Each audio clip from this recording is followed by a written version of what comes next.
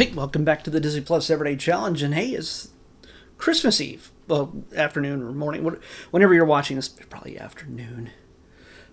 Evening. Either way. This is Kevin Costner presents The First Christmas. I chose this for Christmas Eve mainly because it is about the events leading up to Christmas Day. Now, obviously, the events leading up to Christmas Day, as told in the Bible, take place over many months, from the conception, the Holy Spirit with Mary, and the travel to Bethlehem, and all that other stuff. This one goes a whole lot deeper than the Sunday school story you've been told about if you have gone to Sunday school growing up with this. I grew up in the Christian church and know these stories, heard them a million times. This is an hour and 24 minutes long. It's from 2025. It's brand new. Only came out just a week or two ago on Disney Plus, and I think it was probably going to air on ABC. I think it did air on ABC on December 9th, from what I can see here. It's also available on Hulu if that's what you want to choose. But what we get here is sort of a mishmash of documentary style storytelling mixed with a live action film story kind of thing. It moves back and forth. So we see sequences in the lives of Mary and Joseph acted out by actors. And at the same time, every once in a while they cut away to either Kevin talking, just sort of moving the story forward from a more objective point of view, or experts in the church or religion and theology, all those things. We get to see them commenting on not just the actions that were happening, but the philosophical elements of it and the spiritual connections between all of it. So what we get here is it's a little educational. It's definitely it's meant to move, have an emotional tug to it, but most of that comes from the fact that this is not for kids. It's pretty brutal. It's pretty bloody, in fact. It's some little kids. They've been playing video games or watching horror movies with their parents all their lives. I don't know what you do, but this is not the sanitized Christmas Eve cantata type of version of the story. It is not the biblical chapter and verse readings of the Bible. A lot of it is taken from what is understood in the Bible. Certain passages in the Bible, focusing not just on Mary seeing the angel and now you're pregnant and you're a virgin and you're like 13. That's not great in society, even back then. Well, especially back then when everybody was. It just doesn't happen, or it shouldn't happen amongst holy, good people, and there's also Joseph, him having to deal with all of this. But beyond all of that, we get kind of a larger backstory regarding the madness of King Herod and his lust to hold on to power at any cost, to be the king of the Jews and certainly never be replaced, to the point where he killed, we see on camera him killing one of his sons, due to the machinations of his sister Salome. I think I got that right. I've heard a lot of these stories for decades, but I've never seen it really told in this amount of depth before. At least since it's beautifully acted. The sets look great. Even when Kevin is walking through the sets when they're not filming certain things, it's sort of he does kind of a behind-the-scenes thing. So, King Herod, by the way, the guy who plays him, Anthony Barclay, he is great. He is absolutely just. He's nuts. He plays that demented, disheveled, power-hungry king, the one who would want to hold on to power at any cost. that would lead him to the point of slaughtering children in the Middle East. We even do that today. We did it back then. They did it back then. They're doing it today. It's a theme, I think. So, especially since I think Bethlehem is in Palestine. Anyway, so did I get something that's going to probably get this delisted? I don't know. Anyway, so we get it's a fantastic cast. It is Kevin provides the amount of gravitas, the kind of seriousness to this.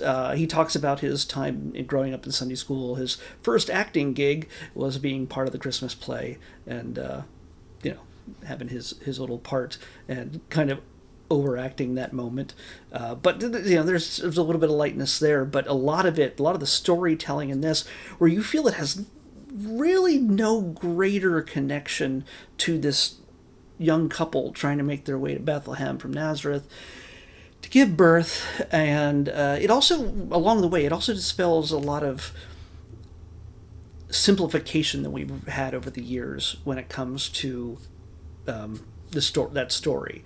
The idea of them traveling alone and not being put up in an inn, and they had to go into a barn, and just there's other details like how she gave birth.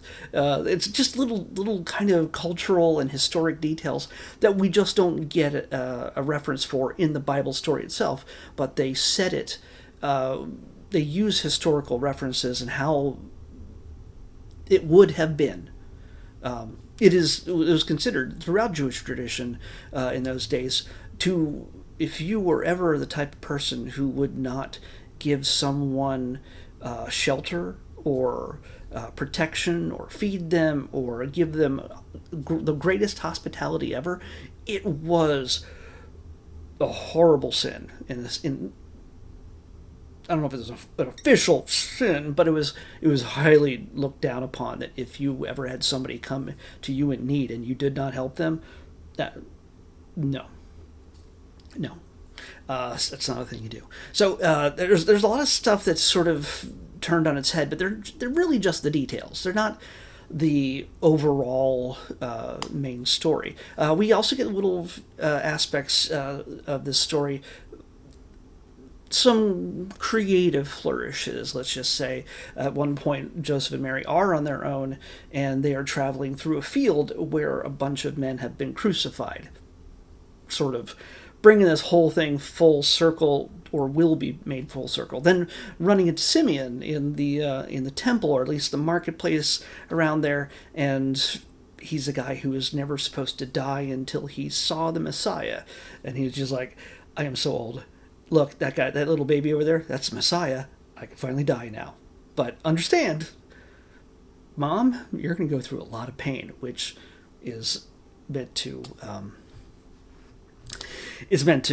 foreshadow his impending death. And the story does take place. There are references, scenes that go all the way to the crucifixion, to the resurrection, and things like that. So, but it's, again, the core of this is the story of them, the couple moving, Mary and Joseph, taking Jesus to Bethlehem, and then Herod and the Magi, the story of the Magi. There's a greater depth and understanding of what the Magi were all about and where they come from. They're not necessarily just the wise men from the East. There's a little bit more to it than that, and yeah, so it's interesting. Even if you're not a believer or have anything, honestly, some of these elements, the way the Bible is constructed, again, by many, many authors. And yes, the fact that the story of the virgin birth was only added many centuries after so many of the stories of Jesus himself, the ministry of Jesus himself, that kind of stuff was added much, much later, probably even after the time of Paul, who wrote Acts and much of the New Testament, or people wrote as him. Again, there's a lot of stuff going on there that even as it is, even if you don't believe in it, it has such a great structure. When it comes down to the just the foreshadowing and the philosophical and historical connections and things like that, how it all moves together to tell a bigger story. It is actually interesting. You don't have to be a believer to find this interesting. So, give it a shot if whether you are a believer or not. This is definitely a kind of movie for maybe mid to older teens and adults. Definitely not for the pre-teens. Definitely not for the preschoolers, unless they just don't have a concept for a lot of blood. And yes, you do see some crucified people.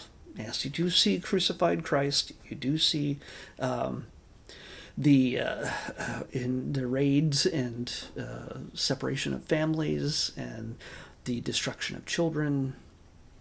They don't show that exact last part that I just said.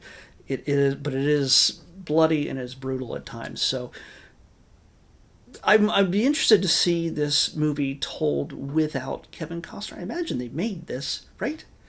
They made this without Kevin Costner and the people talking about it. I would think so, but I don't know. I haven't seen it, but it's well acted and well performed, and it's worth checking out, because especially this Christmas season. So that is for Christmas Eve. All right, tomorrow it's going to be the best Christmas ever. You know why? Because we're watching the best Christmas ever, a holiday short by Taika Waititi. Yeah, the guy gave you Thor, the last two Thor movies, and What We Do in the Shadows, and a bunch of other stuff that I love so much. But so yeah, that's what we're coming back here tomorrow for, to finish off our Christmas run. The last day I have to wear this shirt and this hat, and we'll be going on to back to the randomization for the rest of the year. 6 more days of randomization before we hit 2026, and we'll do more randomization. Anyway, the best Christmas ever, a holiday short, and the next Disney Plus Everyday Challenge. I'll see you back here tomorrow with that.